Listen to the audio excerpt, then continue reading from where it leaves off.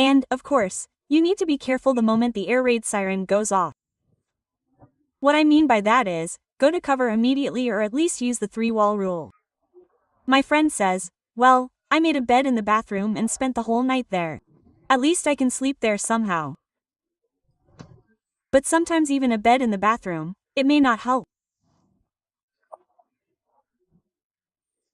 Now it is known that 36 families have turned to the Assistance Center, to the special, as it is called, to the assistance headquarters in the Darnitsky district as a result of the Russian attack.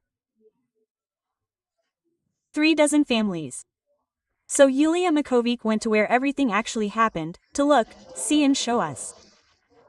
Yulika, good morning to you again, dear. Congratulations again, Slava. You know, I have been working here since the very morning, in the Darnitsky district, where they actually recorded damage as a result of the Russian attack on a 25-story building, on one of the floors of the city. And I will say that, well, the people who were here, in this high-rise building, were mostly, unfortunately, in their apartments. And some of them were even sleeping during the air raid and did not even suspect that the enemy could so cynically damage their home and even harm their health. Today, around 2 in the morning, this house became one of or even another damaged house in the capital at the hands of the Russians. And here, in fact, we talked with local residents about how tonight went. In particular, Mr. Arseny agreed to give us a comment. I ask for direct language, please, let's listen to him. Honestly, we didn't hear anything at first, but then we saw such an explosion. Well, it was already clear and 2 double-glazed windows had already been broken. To us, to be honest, comparing with others, we were very lucky. Yes, we were sleeping, nothing hurt us, no wounds, nothing. Everything, thank God, is fine. Thank God, thank the people who helped us, reacted immediately and helped. They just taped it with film, they just finished. Well, actually about the damage of this building, we can say that in one entrance, the glazing of several floors from the 6th to the 11th was damaged. Many apartments were left without windows and even walls.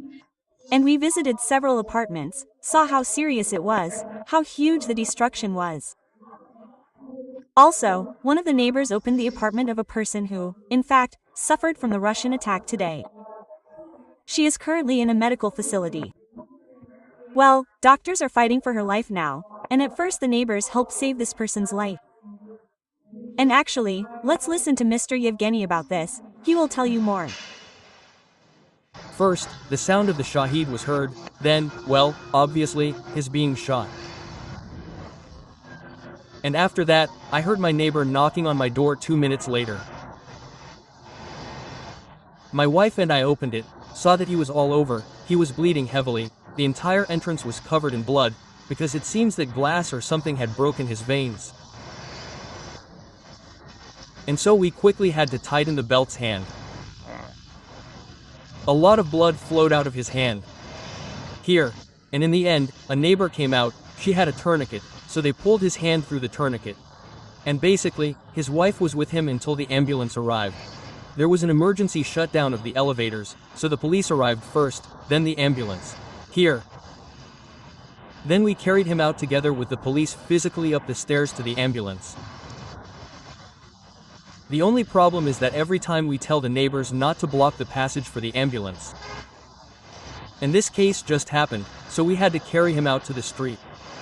And since the person was bleeding, well, these are critical moments for him. So I hope everything will be fine with him, he is in the hospital now.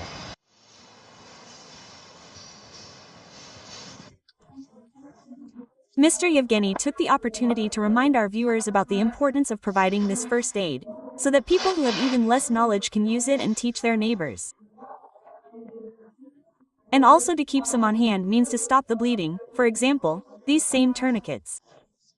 Well, as for the victims in this 2-story building, I can say that at least 5 people suffered injuries of varying degrees.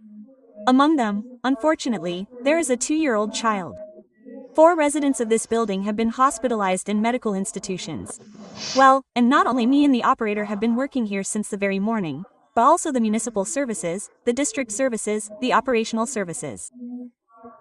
They, in fact, carry out house-to-house rounds, inspect the damaged property, accept applications for damage, and help, in fact, with money, materials, and film to close the windows, because it is raining. Today is a rainy day, and even such a trifle as closing the window in time can save, perhaps, some property. We will hear about this, please, the heads of the district.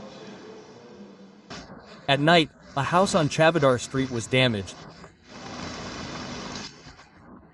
At the moment, 31 families have contacted us for help. You see, you are already at the headquarters, which is deployed by the district administration. Assistance is provided on a permanent basis. The management company is already working in closing the windows for people. I think that today we will close them, because for us it is not, well, let's say, not such a large amount.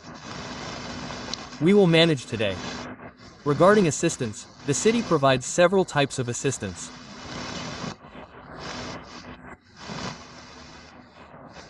$10,000 to all victims, $40,000 one time to those who need to be resettled, and in the future $20,000 monthly to families who will be evacuated so that they can secure rental housing.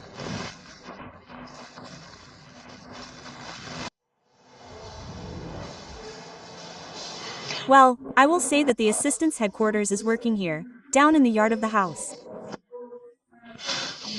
So anyone who still has damage and wants to contact us for help can go down there and tell everything that actually happened to them today, and it is possible to receive the professional and necessary material assistance. Well, actually, the residents of the house in the Darnitsky district continue to recover from the night they had to go through. Now they are just like those ants cleaning up garbage, debris, these little glasses that are scattered literally everywhere here. And even on the stairs we saw traces of blood with the cameraman, so it's probably still a lot of work. However, I'm sure that everything will be cleaned up here and the house will return to normal life. That's the information for now. Slava, I take your word for it.